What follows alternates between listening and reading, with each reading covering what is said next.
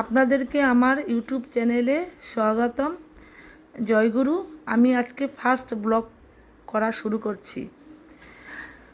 আজকে আমার মেয়ে বায়না করছে যেন ও দুধপুলি পিঠা খাবে। দুধপুলি পিঠা তো সবাই জানে দুধপুলি কেমনি বানায়, মা মাসি মামার বাড়িতে গেলে দুধপুলি পিঠা অবশ্যই হয়, কিন্তু এখন আমার ঘরে চাউলের গুঁড়া নেই।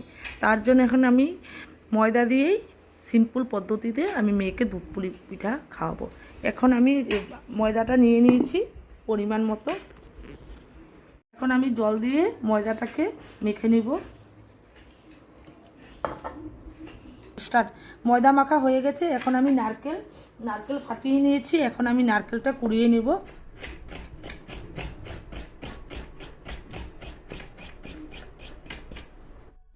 এই আমার এখন নারকেল কুড়ানো হয়ে গেছে। এখন আমি কড়াইয়ের মধ্যে নারকেল কুড়ানোটা দিয়ে দিব।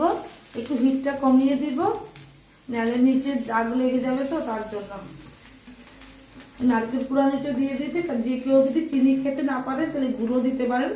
যে যতটুকু চিনি খাবে এর পরিমাণ মতো চিনি মিষ্টিটা দিবেন।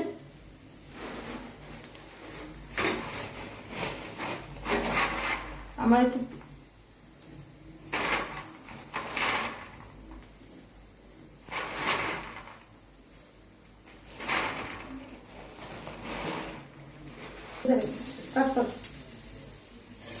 এখন আমি লাড়িয়ে দেবো। একটু স্টিম কমিয়ে লাড়িতে হবে, না নিচে দাগটা লেগে যাবে।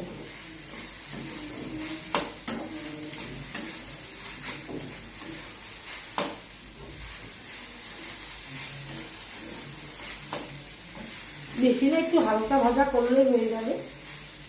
তখন কাঁচাও দেওয়া যায়, কিন্তু একটু ভেজে নিলে মানে সুগন্ধটা একটু ভালো আসে, নারকেলের গন্ধটা সেন্টটা আসে। কাঁচাও দেওয়া যায়, কোনো অসুবিধা নেই।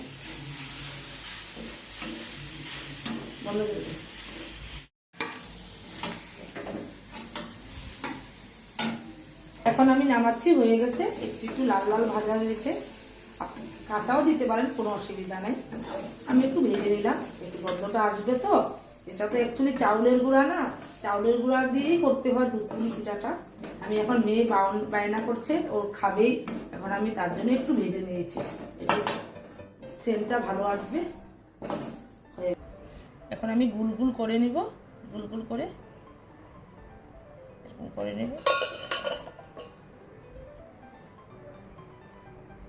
এখন গুলগুল করে নারকেলের ইয়েটা আমি যেরকম করে দিয়ে দিচ্ছি।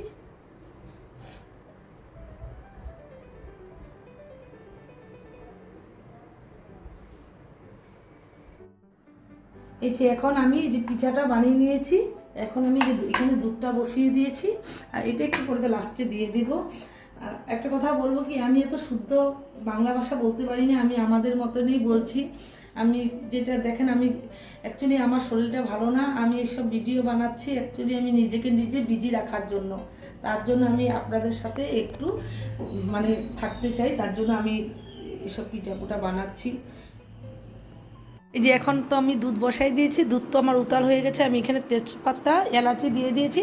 এখন আমি যে ময়দা দিয়ে যে দুধ পুলিগুলি এগুলি দিয়ে দিয়েছি। এই দেখেন দুধ পুলিগুলি।